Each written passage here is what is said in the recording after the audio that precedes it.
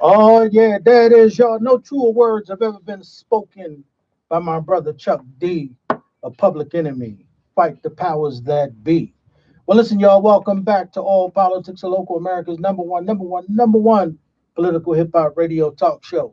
Broadcasted live every Friday from 6 to 9.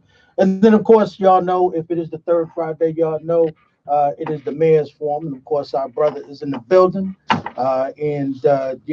I almost want to say he gets jiggy with it, but I'm afraid to say that because I'll be telling my age like Will Smith, man. He made that kind of popular today. But listen, y'all, we're going to have a real big show tonight. Of course, y'all know this is the 24th anniversary of the Million Man March, and I'm sure when me and the mayor talk about that, he's going to have some things to share about that because that was a memorable time back in 1995. So we're going to talk a little bit about that on the mayor's forum with our brother, and then of course Asia Norton is going to be in the building, and we're going to talk about the importance of having black teachers. I'm sure Mayor Baraka knows something about that as well. Himself having been a teacher, and then of course a principal, and gone through that process. And I know myself what that meant for me growing up, and being in the African class at it's going to take you back, man, to the old Robert Treat when it was Marcus Garvey. Oh yeah. When your dad was a teacher there, and he used to do these African classes, man, and what that meant to me back in the day, and so we're going to talk to a couple of brothers about that who are educators in our community. And then, of course, DJ Ronald going to close the show out. DJ Ronald going to do what he do. And, all I can say is everything comes off of the dome of DJ Ronald. I mean, that's a real DJ, right? So, and we are going to start doing that, DJ Ronald. We are going to put together your playlist after the show. We're going to start putting that together so people can get that. All right. So DJ Ronald's in the building right now. You want to say what's up, DJ Ronald, to the people? Yeah, what's good? All right. He said what's good. And then, of course, when we get into the 6:30 hour, we're going to talk a little bit about the Million Man March with the mayor and our brothers in the building, Minister Abdul Haq Muhammad Amas, number 25. He's going to talk about it. And by the way, Mayor, when we was down there in 1995, I think he was about 10 or maybe 15 years old. So, but we'll talk about that. So, listen, this is not my show. This is the mayor's show. So I'm gonna give it over to my brother, Mayor Raz J. Baraka of the great city of Newark, New Jersey. Yes, sir. Glad to be here as usual. Third Friday, WRNU. It's a pleasure to be here. It's interesting you talk about the Million Man March too. We do our men's meetings every second Friday. Right. This past second Friday, we had the guy from Montana, the Montana corporation, who came. I got on him and made him hit the corporation come to the men's meeting, and he basically told the guys that he got a $40 million contract to replace lead service lines, and there wasn't a peep out of the audience. Then I got up there and I had to hit him like, Right. what are y'all, Right. all of the stuff that goes on. Somebody come before you in your town and say they got a $40 million contract, and nobody has a question for them. Right. Visit them outside the hallway, talk to them. Nothing. I thought that was problematic. Right. So we, a couple of guys later on said they ran him down and said a few things to him, but that in and of itself, you know, uh, should spark something that just proves that we still in the mindset that we in is just still not where it needs to be. Right. Right. A guy in there raising his hand, asking about what we're going to do about the homeless situation. Another guy raised his hand, what we're going to do about abandoned properties. I answered those questions, but and I had to tell him this is the men's meeting here, Right. y'all. Right. We are in this meeting talking about how to empower ourselves, right? There's other meetings you can go to talk about what's going to happen, with different things in the community and all this Mhm. other thing, to lodge your issues, your protests, your complaints, Right. and what the government should be doing for you, and they should. Government should be doing a lot of things for people. That's what democracy is about. Right. But this is a meeting about self-determination. Right. Somebody get before you and say they have $40 million, and the only thing you can say is like, Right. what's going to happen with the abandoned houses. Right. Well, you should be getting some of this money so you can Right. open up, build some of those abandoned properties. Right. But our mindset is like, it's not there. Mm. And we have to change it tremendously, man. It's just too much happening in and around this city for us to have this kind of mind that somebody's going to do something for us, right? And I'm all for the fight for democracy and rights. I think people ought to do stuff for us. They owe us a lot of stuff, right? But history has proven to us that they ain't gonna give it to us, right? So at the end of the day, we have to begin to create opportunities for ourselves and our families, and that was the topic of the discussion that Friday, because it essentially we upset with people for opening stores in our neighborhood and not hiring our children. That's right. And those people opening up stores to hire their own children, right, and put their own family to work, and they should do that. That's what people should do, right? In any event, we should be thinking about how we do that for our own community, our own families, and I think that's important part of the discussion that we miss out on, and folks don't want us to have that discussion, right? They don't want us to go in that direction and talk about those specific things, but that's what we need to be. But let me ask you this though: why do you think we're afraid to have those kind of discussions? Oh, I just think we inadequate, man. That we don't have the resources or the capability or the authority even to do the things that are doing that other people, can do this and we don't, and somebody holding us back from doing it. I mean, people have been holding us back for over 40 years, right? So by the end of the day, I'm glad that there were some people throughout history that even in the midst of being held back, pushed forward anyway, right? So, we just have to figure out how to collectively do things, how to cooperate with one another, how to put our ego aside and cooperate with each other and build what we need to build collectively. And it's difficult for us to do that because of the feeling of self-hatred that we have towards one another. We more astute at harming each other than we are at building and being cooperative with one another. And we that just has to change, right? It absolutely has to change if we want to move forward and do something different. What's going on? Anytime a man come in your house and tell you he got a $40 million contract, your grandmother can't even go to the store with $20 without people diving on him. Right. And here's a man come in your building and say he has $40 million that he's gonna get in 10 months, and you don't even have a question. Right. No assertiveness, no confidence, no aggressiveness, nothing. Wow. Just silence. And it just means we have a lot of work to do. It means we have a lot of work to do. And so the gentleman that got the $40 million contract, you said within 10 months, is that what he's going to be paid in 10 months or? Sure, over a 10-month period. That's what he's going to own. He's going to earn that over 10-month period. Wow. To fix lead service lines. Essentially, to replace pipes, to dig holes, to replace pipes, to cover holes up, right? And connect pipes to other pipes, right? And he not launching a nuclear rocket, right? He not he's not a physicist, right? These are companies. Folks have plumbing certifications, contracts. They can certainly dig holes. Right. We have all kind of opportunities that we're creating for people. So the meeting before that, I told the gentleman, look, this is what's going on. Right. While most of the city is mesmerized by Channel 7, 4, NJ.com, all of the other New York Times, Star Ledger. These problems exist so they can solve them, right? And so there's $120 million on the street to find a solution to this problem. We should be a part of that solution.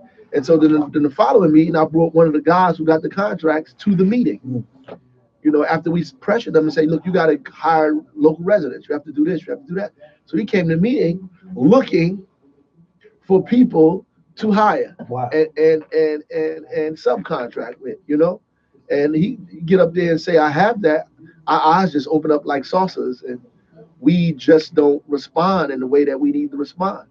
And nobody is going to lay out for us what needs to happen. Right. We have to lay it out ourselves. And that's just not that issue. Like everything that goes on around here, man, is even our organizing. Somebody from some other community from out of town somewhere come in our community, rile everybody up, and get you moving in a specific direction.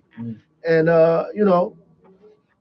you actually follow them before you follow your own folks in your own neighborhood, in your own community, and believe what they say. And the reality is, it's just not the same, man. It's just not the same as 10 years ago, 20 years ago, 30 years ago. And I'm not romanticizing it, because I know back then was hard and difficult. People were getting killed, set up, locked up, deported, all kind of stuff was happening.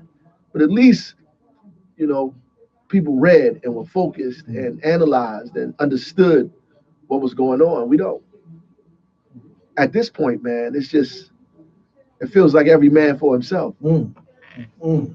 That's interesting because that's sort of the conversation I wanted to have with you and bring Hawk into that, because I think that one of the things is that you were at the Million Man March 24 years ago, right? That's right. And I was there, and me, Bashir, and some of the other brothers, we all were down there, and I don't know how you felt, but I can tell you, man, that morning when I walked to the mall and saw all them brothers converging from everywhere, right? I had never seen nothing like that in my life. And then, for all of us to be there, and as that day wore on, you saw more and more brothers. And I think that it felt, I've never, I mean, I've had some spiritual experiences in my life. Yeah. But I can remember that being there, I had never been in the presence of that many men at one time in my life. And remember, there was no issue with none of us, man. That's right. And do you remember when the minister called and for the raising of the money? And do you remember how the garbage bag was above our heads, and they were just passing them bags straight ahead? And nobody stole anything. Nobody stole a dime. Yeah, I went down there the night before. My brother was still down there in D.C. He was at Howard, still in the. My couple of guys that I was with, we went down there and spent the night there. I think we thought we overslept. We jumped up real quick, threw our clothes on, and ran down the street. It was like hundreds of guys came towards the mall. It was crazy, man. It was unbelievable. And so in that vein, what do you think? Because remember, we were saying, "Long live the Million Man Spirit, Million Man March Spirit." And then, based on what you're saying now, and you think about, somebody got a $40 million contract and brothers don't make a move. Where's that spirit gone, man? Well, I think 24 years later, it was up to us to keep it going, right? To continue to do the things once we got home. And so the $40 million contract since then, you're talking about 1994, right? 2004, 2014, 2019, 95, yeah. Right. All these years, I mean, you're talking about decades at this point. I mean, we should have the company that could get the $40 million. Right. By then. That's right. We should actually have the company, right, that is able to replace lead services in our own city. But things what happened, man? What something happened to us, right? Because we didn't leave there like that. Remember, I know you were on. I was on fire when I got back. Sure. And I think we get hyped up. We mobilize well. We always mobilize well. We can mobilize something going on. We can mobilize. It's the organization after that. Like how do you organize people and keep it going and get people. And that's why these people like these so-called progressives and leftists have trouble, because they trying to organize people off events, off of things that happen. Like somebody got killed, so we all gonna get together. Right. Then we get together for a month, 2 weeks or 3 weeks, and it's over. Or and some of them realize that those events don't come often. Like so they over exaggerate something. Like I can hear people on TV. 30 people got killed this weekend, and no, that's not true. Right. But they think if they do that that's somehow going to organize people to get them to respond in the way that they want them to respond. And it's really misleading. The only thing the thing that organized me is the thing that I have to use to organize other people, and that's information. Information. When you give people information, you give them understanding, Right. knowledge. That moves people, right? The information and the knowledge, having opportunities for people to come together and study those things. And when your mind grows, you constantly moving in that direction, and you bringing other people with you. You organizing them around things that y'all begin to have in common, not off of something bad happened to us. Because something bad has been happening to us for 400 years, right? So if something bad happening to us has not got us out of this situation yet, then we can't wait for something bad to happen to us, right? We have to organize so that we can prevent bad things from happening to us, and begin to move our community in the direction that we need it to go on. We can't wait for something to happen to our family, to us, for us to get angry enough to do something about it. I mean, that's a bad history should tell us that that's not what we need, right? We need folks. People got to have knowledge in their head. They got to have passion in their heart, like courage and those kind of things. And only information gives you that. When you understand who you are and you get the right information, then you begin to march on the right path. And I think people don't have the right information. Sometimes now, because of the internet and all this other stuff, they don't have any information. It's almost like, even though they have all this access to get information. That's right. It's an old war thing. When you defend all fronts, you defend none. Wow. Right. So at the end of the day, like, all of this stuff is so available to them that they take it for granted. They don't focus on specific things and drill down on it, right? Like, I always been saying, like, the internet is a signpost. It's not. It points you into a direction. It's not the stop, right? It says go left, go right. People take those signposts as the location, as the destination. That's not the destination. People call me on. I do radio. People call me and say, "Well, just Google this." Google it. Right. You can Google anything. Right. You can Google anything and find out something that may satisfy your point, because you Google. Because anybody can put anything on the internet. That's right. Your job is to research and study that information. And because the internet has almost made us lazy. Right. We do not go and study the information, and we take 2 or 3 people's words for it. Somebody put up a site, they start blogging, they start talking, they sound like they know what they're talking about. They say all kind of stuff, and they lead you down some crazy pathway that you have and before you know it, your friends become your enemies, and your enemies become your friends. And you just lost. Right. And that's what's happening. When I talk to people, who engrossed in that, they just completely confused about what's going on. And they listen to these people, and these people become like internet activists. Right. I mean, because right now there's no prerequisite to be an activist. You can just call yourself that. Right. Just be angry at something and sign your name up to something and go to a protest. Now you're an activist. Right. That doesn't, I mean, what qualifies you to call yourself an activist? Right. If you're an electrician, you got to turn people's lights on. You understand what I'm saying? You can't just run around calling yourself an electrician. These guys stuck around. They run around. I'm an activist. Right. Self-proclaimed activists running around here from one protest to the next protest to the next protest, calling themselves activists, have never activated anything. Right. Have never activated or created or developed or pushed something from one point to the other point, but they're activists. Right. And I'm an activist because I go to council meetings and yell. That's ridiculous. Right. It's ridiculous. I can count on my fingers how many council meetings that I went to when I was in that mode. Right. To push and do all those other kind of things, because the stuff I was trying to do wasn't able to be done at a council meeting. Right. You understand what I'm saying? Right. So we trying to push in another direction. I mean, that doesn't qualify. We taught kids after school with our own money. Right. Knowledge of self, African American history. We didn't get a grant, a dime, a penny from nobody. We went to Oscar Miles, brought kids there, and taught them after school. We did that, right? Black Need Force. We went in communities and organized street organizations. We did all of this stuff, and I'm not saying that to like as bragging. I'm saying that as like being instructive. This is what we did without any resources, without any money.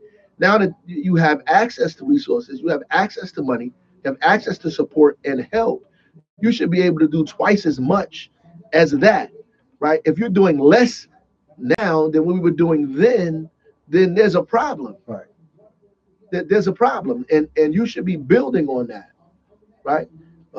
We so confused, man. We don't know who our enemies are. Right. We so confused. And I'm watching these people. I look at Facebook, these videos, all the stuff that people are doing, and so we spend a lot of time attacking people who can help us Right. get from point A to point B, and we do not focus on our real enemies. Because it's safe for me to say that I don't think we know who they are. Mm. Mm. I don't think we know. So how would, well, first off, let me just say this. I remember back in the day when, when I first went to college, and it probably happened to you too. I remember they taught me how to use a library. Yeah, You talk to young kids today, and they don't know how to use a library. they don't have no library card. Right. And because I was talking to one of my nieces, I said, well, now that you're a freshman in college, did they take you into the library? Did they show you how to use the library? I said, I remember that happening for me. Yeah, No. not at all. And I'm like, wow. So I said, well, are y'all into reading books? And she's like, no, I do everything on my laptop. Everything is on my computer. I said, how do you study Black history? Why Google it? Yeah, it's terrible, but you can actually read a book on the internet. Right. You can do that. Right. Like, I don't want to, like, I'm not opposed to the technology itself. No, me either. You can download Right. Me either. a JPEG, whatever Right. they call it. You can download the thing. You get a whole book. Right. You can even listen to the book on an audio now. That's right. You can listen to it. Right.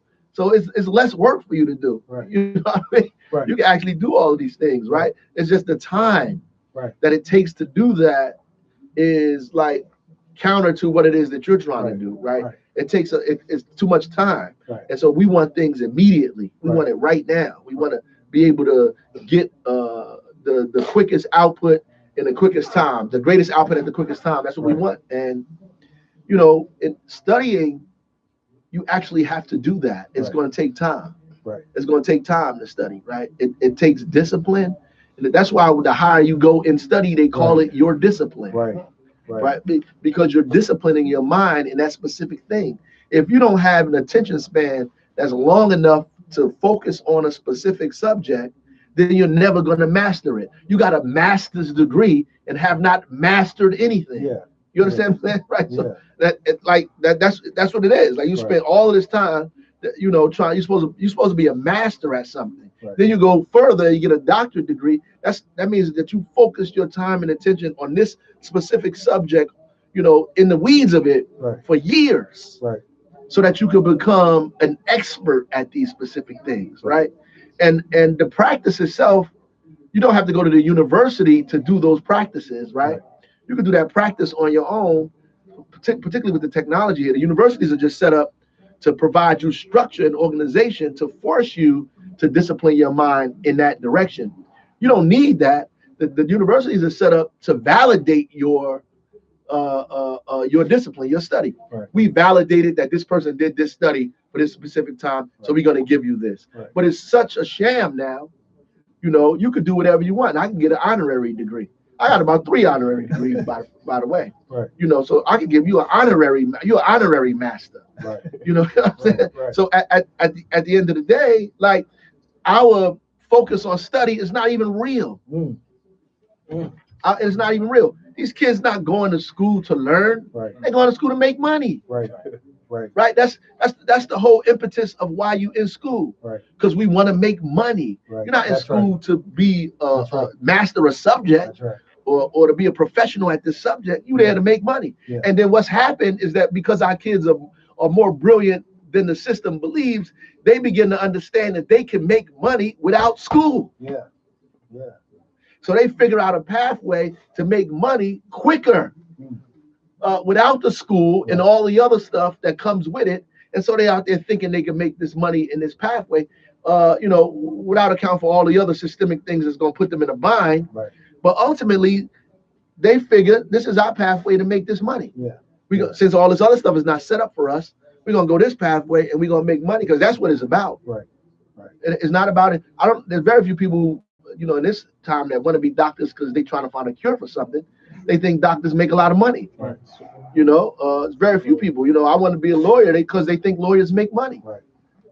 That's simply what it is, and that's what we put in our children's minds at birth. Yeah. The problem with that is that we were the money. You understand what I'm saying? We were the money, right? They're teaching them how to make profit but we were that property itself. Right. Yeah. Right. We were the property itself. We were the thing that was exchanged on the marketplace, to enrich this place. In the height of slavery in this country, and we talk about this 400 years, the height of slavery in this country, 60% of America's gross national product, is GDP, was created by slavery and the distribution of internal slaves back and forth, making millions of dollars trading human beings and using the labor from human beings to enrich this country, right? And so we moved from that to where we are today. That's a hell of a jump, but it's not actually where we need to be altogether. So I mean, we just need to analyze and study that. I mean, our kids today, I go to school and talk, they be like, why are people always talking to us about slavery? Right? See, that thing in their mind, they don't even want to hear about the condition of their folks and what happened. Because we're ashamed of it. Yeah, but to an extent, but also the parents don't want to teach their children that, right? We did a show with Dr. Sells and some other African study professors, and they were saying, and they were saying that some of the people they talk to, the parents tell them, well, I don't want that to stop my children from making progress. Right. If you tell them all that, then all of a sudden they start to hate the very people they got to go to and ask for a job instead of creating a job in their own mind for themselves. Yeah. Right. Well, that's the same thing. Actually, it doesn't cripple you; it empowers you. Right. I know that. Yeah, and I think that people who say that, it's just they just drowning in self-hatred. Right. It empowers you because what you begin to understand, one, is that you have the capability to do anything. Right. And two, if you knew the playing field and the rules in the playing field, you would be more successful at this game that you involve yourself in.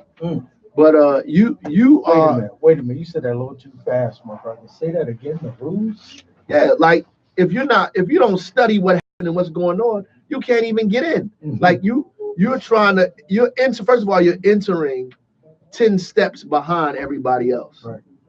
You're entering this thing 10 steps behind, and you don't know the rules, and you don't know how it's created, and you don't know the relationship to the game, right? So at least once you get an understanding of what's going on, you know what position you began. So you're not on the first floor thinking you're on the roof, right? So you begin to understand where you were, where you started from, right?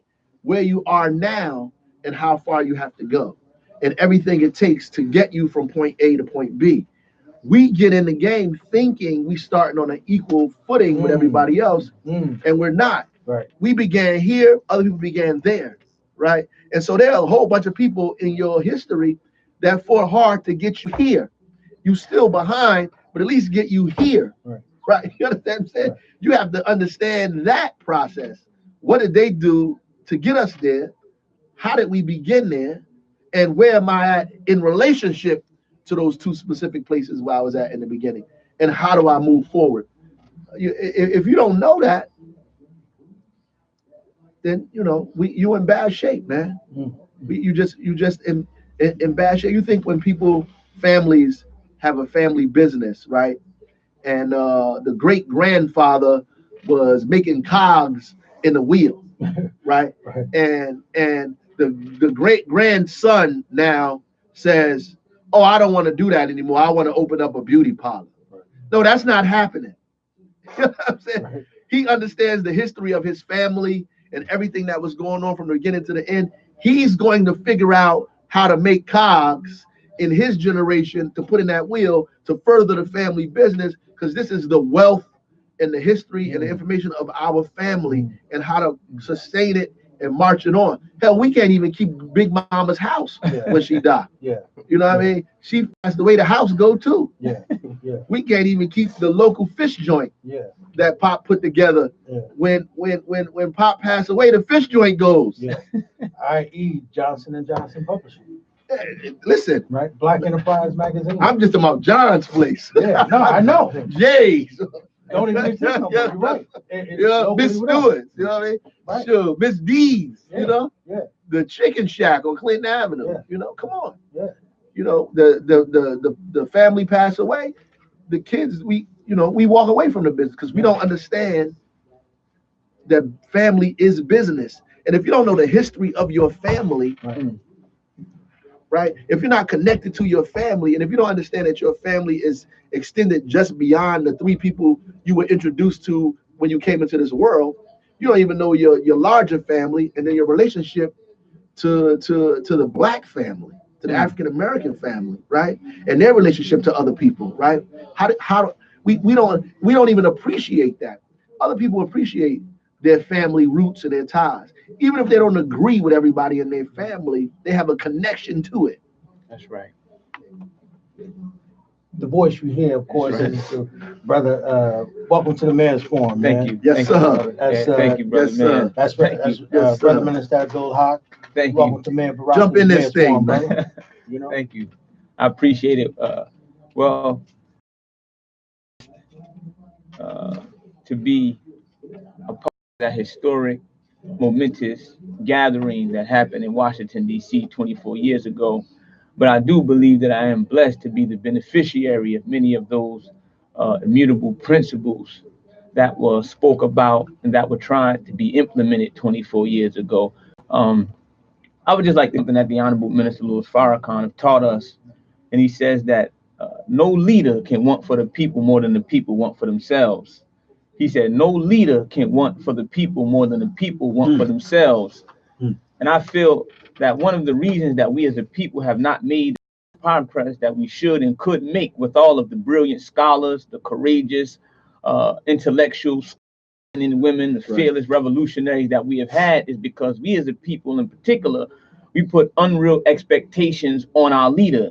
So we ask our leaders to do things for us that God himself won't do for us. So there's a verse in the Holy Quran that says that man can have only what he strives for. That man can have only what he strives for. So Almighty God has created a universe, which we are taught is 76 quintillion miles in diameter. And he have put certain laws into place to govern this universe. And one of those laws is motion. And the third law of motion says that for every action, there's an opposite or equal reaction. So if you don't do nothing, you're not going to get nothing. We talk about what has happened since the Million Man March of 24 years later. I think we need to rephrase that and say, what have we made happen since the Million Man March? Because we don't believe in the mystery God. And I think one of the reasons that we are static and stagnant in our progress is because we have a conceptual problem as it relates to God and just life itself. We are a very spooky minded people, very ethereal, and we are not as pragmatic and as practical as those who have traditionally opposed and oppressed us. Yes, white folks have done evil, but that did not stop them from putting a spaceship in the air and going to the moon, because they followed certain universal laws that God put in place. And by following those laws, submitting and mastering those laws, then they have been able to reap the benefits from the universe that God has created. So it rains on the just and the unjust. So I think that's one of the reasons that we have not made the type of progress that we could and should make as a people, with all of the brilliant men and women, the teachers that have come before us, that have taught us, and that have instructed us, along with many other things. So in that, I would ask you and the mayor. So in that, are we waiting on Mayor Baraka to make it happen? Oh, we think Is that what it is? we think the mayor is Jesus. Oh yeah. He is the mayor of the city. He's not God. So he invite the $40 million man, and so we don't do nothing because the mayor didn't make it. He didn't run him down and say, make sure you give everybody in here a job. So we were waiting on you to do it, man. Listen, we're expecting the mayor to do things that God himself won't do. God says in the Holy Quran that he changes the condition of a people until they change their own condition. One of the scriptures that were highlighted at the Million Man March was 2 Chronicles 7:14, where it says, if my people, which are called by my name. See, we just got to stop at the if. If is a hypothesis. You understand? Mean that if is based on a condition. You understand? If my people, which are called by my name, would do thus and thus and thus and thus, then I, the Lord, will hear from heaven, and then will heal their land. So God being present does not mean automatic salvation. It's something that you have to do. Many of us have heard the scripture, the book of John, chapter 10, verse 10, and we quote it wrong, where they talk about Jesus. He said, I've come that you will have life and more life abundantly. But that's not what it says. It says, I've come that you might have life. See, and that you might have life more abundantly. Might is a term of condition. See, I'm going to give you all the tools that's necessary, but your success is going to be based and predicated on what you do with what I give you. So my presence don't mean automatic salvation. My teaching don't mean automatic salvation. So if you do X, Y, and Z, then you'll be successful. But if you don't do it, you will not be successful. I mean, it's as simple as that. Simple mathematics. 1 + 1 = 2. You understand? It's nothing more, nothing less. It's scientific. You understand? But I think a lot of times we apply the spiritual where we should be applying the reality. You understand? So, you know. So if the mayor don't do it, if the mayor don't get me signed up for that $40 million job, I ain't gonna do it, huh? Well, I hope you will do it. History is all of our studies, the most attractive and best qualified to reward our research. Look at how many brilliant teachers that we as a people in particular have had. Marcus Garvey, Noble Drew Ali, Booker T. Washington, Frederick Douglass, Huey P. Newton, Malcolm. It's so many brilliant, courageous, fearless leaders that have concretized and given us a programmatic system for us to take what they have given us, implement it, and make progress. But we have not done that. And therefore, we are at where we at. We can't blame anybody but ourselves. There's an old adage which says a man was in a boat and he asked God to send him help. Right. God sent him a man in a helicopter, and I'm gonna wait for God. God sent him a man, throw him a rope, and I'm gonna wait for God. The man drowned. He gets to heaven, say, God, I called on you. He said, I sent you help. I sent you a man with a helicopter. I sent you a man with a rope. And that's us.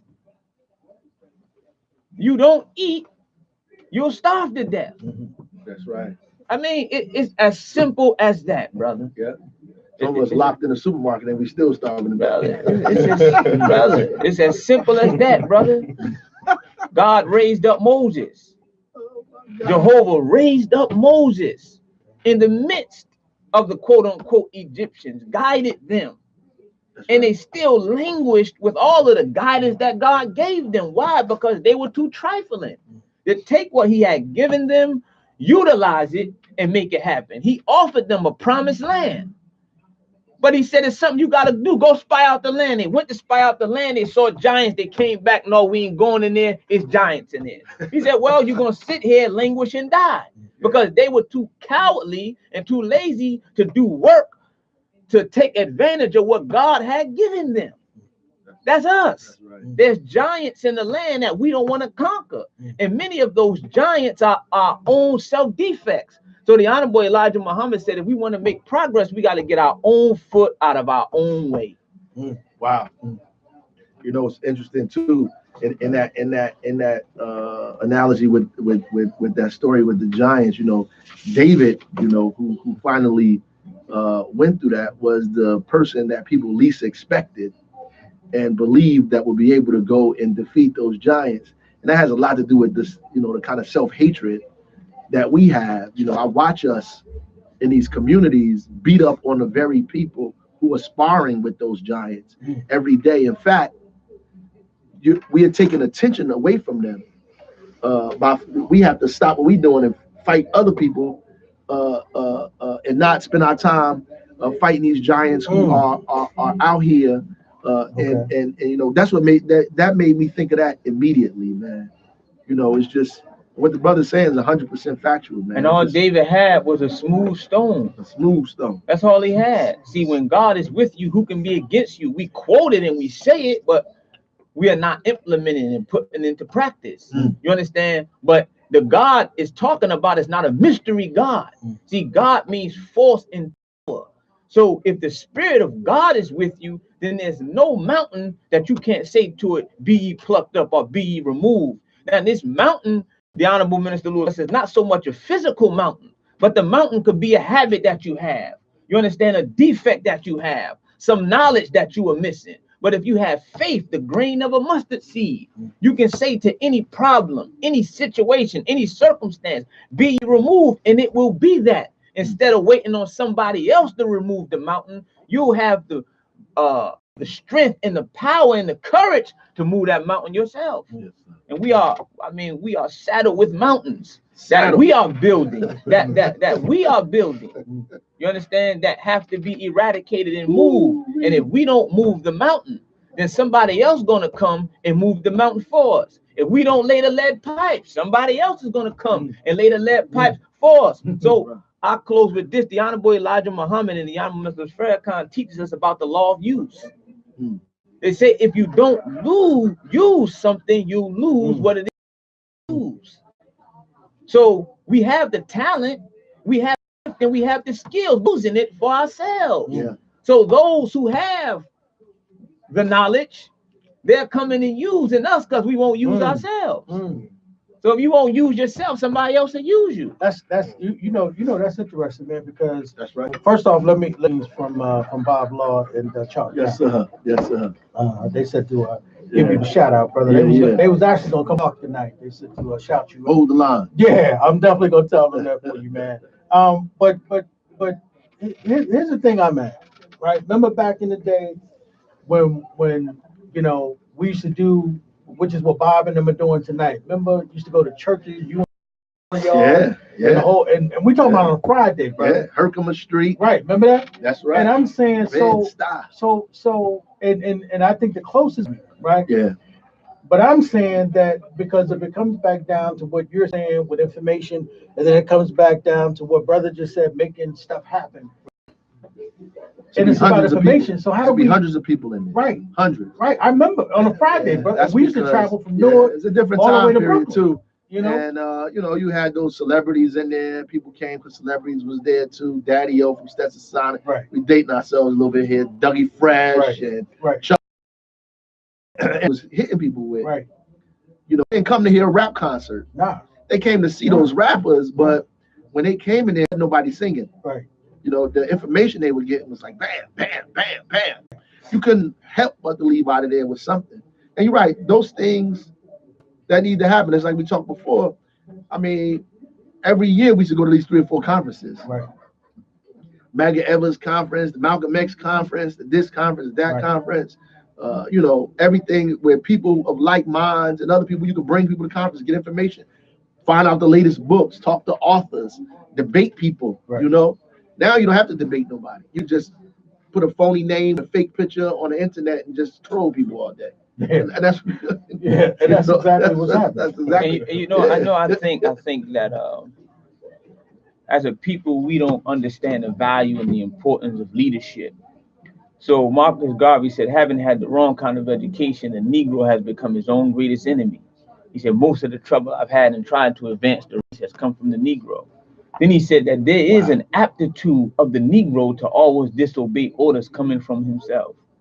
So as a people, because we are beset with jealousy and envy, and we don't know the importance of leadership, then we devalue it and we don't take care of our leadership like those who have traditionally oppressed us take care and value their leadership. So many times our revolutions don't last long because the revolutionary, he needs to eat. He needs food. I mean, life is real.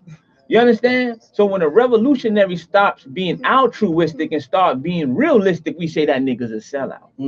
But when he was on the front lining for you, trying to revolutionize for you, you did not support him.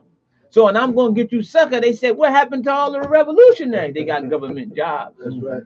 Because we have failed to sustain a degree of economic independence that would allow for our brilliant brothers and sisters to be able to fight for the cause. You understand? And be able at the same time to take care of themselves, to do for themselves. You understand? But part of it again is because we have this issue of self-hate that has plagued us as a people for centuries. And we have had the knowledge to combat it, but we are, I would say, to a degree behind enemy lines, and we can't dismiss the fact that while we are sitting here right now talking, somebody is listening. The Bible says the wicked watcheth the righteous and seeketh to slay them.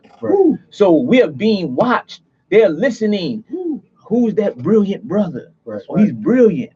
And then they want to disconnect the talented ones of our community from the ignorant masses and put you up in a smoke-filled room in an office. No, you stay here and you work on this thing to help us out. Don't go to them niggas because they don't appreciate you. You understand? So they've always sought to separate the talented tenth, as they called it, from the ignorant masses, so that those who have the brilliance would not transfer it to our people. And that's why a man like Mayor Rash J. Baraka is so dangerous to the system, because he's been imbued with the spirit of revolution, but he has not abandoned his community like many so-called Negroes and She-Gros that we know and are accustomed to, that get that knowledge. And man, I'm going to Montclair. You niggas are on your own. May God bless you. I'll tweet some stuff out. And, you know, so. But that's the question, huh? So man, some nice houses in my like some dude stood up. Like some dude stood up at the water town hall, and he was giving you some flack, and you said you don't even live in Newark. Yeah, he's from West Orange. Yeah, you know what I mean. But man, so actually, he had like 5 addresses. Yeah, gotta be careful for these people, man. Right. So, but careful. But here's the thing, man, and I know you gonna remember this, man. And he started walking towards the stage. He did. You saw that, right? He would have been in trouble. He got on that stage. Right, but here's it. But hold on, but check. But man, check this out, right? I'm from Newark for real. Exactly. That's what I'm saying. But I said that to you last time you was here. I'm saying, what do they think you? I mean, because I said this to Minnie was sitting there too. I said, don't let the suits fool you, man. Like, don't get that confused. You know. But he was walking towards you. You're right. Yeah. Man. So what I was thinking about was, I remember when Amiri was alive and we were downtown in Newark, and this was when those white kids that came over from New York, and when we was all down, and you was on the council at the time, and these white kids, you know, they came over from New York, and remember, Amiri pointed toward City Hall, right, and then he pointed toward Prudential, and this is to your point, he said, what you want to do is make Prudential pay their bill. Right. Then he said, if you want to really be revolutionary, he said, go take over City Hall. Right. So here's what the mayor's done. Right. And now we've got all these activists who want to say my brother ain't an activist, right? Language, sell out and all of this, and can't even hold his shoestring when it comes to his knowledge, right? So what I'm saying is when you start talking about David and you start talking about him using a smooth edge rock and he went and he slayed the giant, right? And the conversation we're not having, man, and that we should be having is that, and of course I know you try to do it at the men's meeting, but I guess the conversation we should be having, because Bob Law said this to me today, we should be organizing with the people that want to organize with us. That's real, right? That's right. That's 100% right. Yeah. You have to organize with people that you compatible, like and be like. And we say when I was a young man, right? You gotta organize with those folks, and then try to expand that information, and get other people to come along with you. But only information is going to do that, man. Only knowledge and information and light.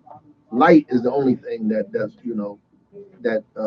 can erase darkness, brother. Truth is the only thing that make falsehood vanish. Right. That's the only thing, brother. You have to bring knowledge. You can't skip people into organizing. Right. You can't tell them the boogeyman is coming in to organize them. You can't tell them, the whole world is falling apart. It's gonna come down on you, because the world has been falling apart for them for all their life. Right. So you can't tell somebody, the world is falling apart. It's already fell apart for me. You know what I'm saying? The city is a mess. It's been a mess for me and my father and my father's father. That's how they feel. Like, I grew up on this block forever. It's always been this way. You can't tell me things are bad. I know they bad. What I want from you is to tell me how they gonna get better. And what do I have to do to make them better? I think, and we must understand that revolution, change, has never been a mass movement. Jesus, That's right. if you believe that, only had 12 people with him. You know, Muhammad, in the beginning, it took him 3 years just to get 40. You understand? So change has never been a mass movement with a large contingency of people.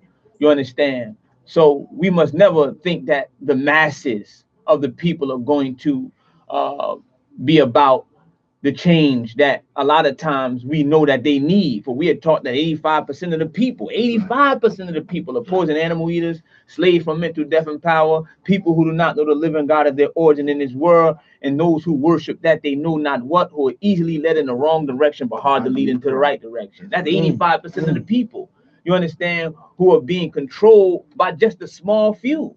You want to call them the Illuminati, the occult society, whatever you want to call them. We know that the masses of the people are always being herded and shepherded in the wrong direction.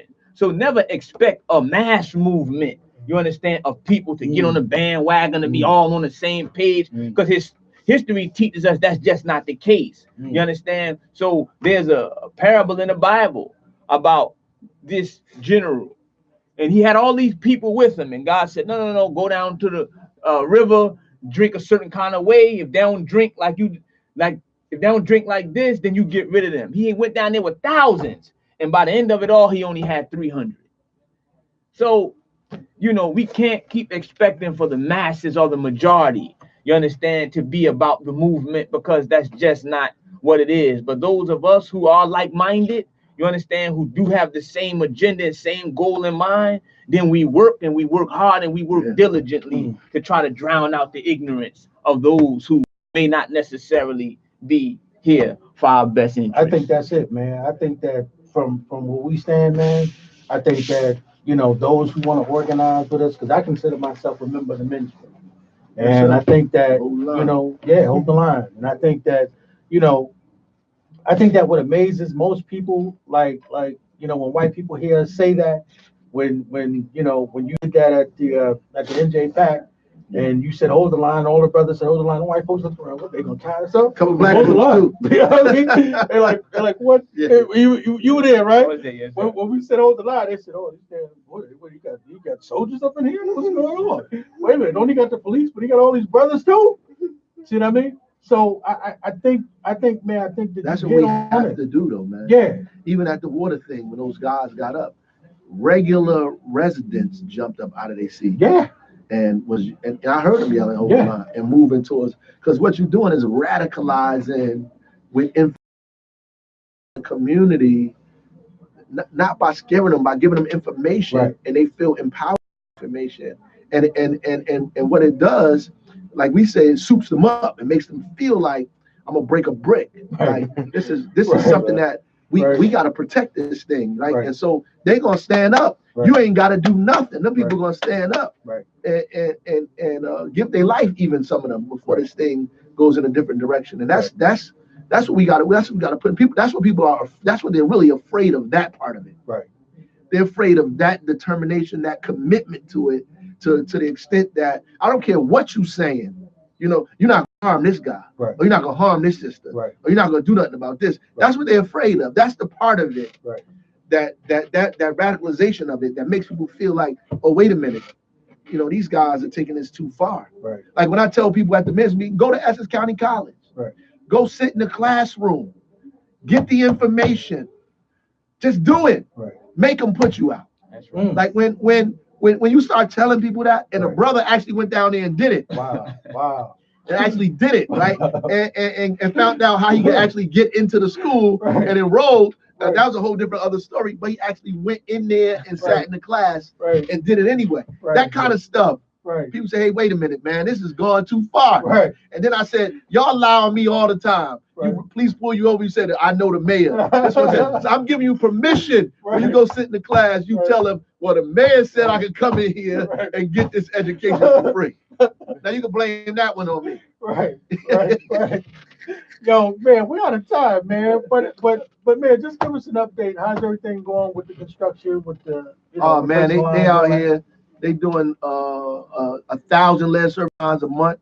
We got an $80 million, $240 million contracts out. We trying to get these people to hire local folks. They are hiring some subcontracting with businesses, but we got to make them do more. I called one company in, read them the riot act. They came to the men's meeting because they're saying we can't find people like they usually say. I said there's a whole group of people that I know of, so we brought them there, and I don't want to be disappointed. Like, we have to be aggressive about this thing, man. We can't allow $120 million to be given out in this community and we don't get a part of it. Right. Absolutely, man. So, any final words? Hey, man, I'm glad to be here. Thank the brother minister for being here with us Thank today. you, brother. Thank you You for know, having talking me. about the Million Man March. We appreciate you, man. Thank the work that you're doing in the city. You know, Godspeed to all of us, man. Yes, sir. Hey, listen, man, we want to thank y'all. Y'all just heard the mayor. He's just closed out the mayor's forum. We want to thank y'all so much for listening.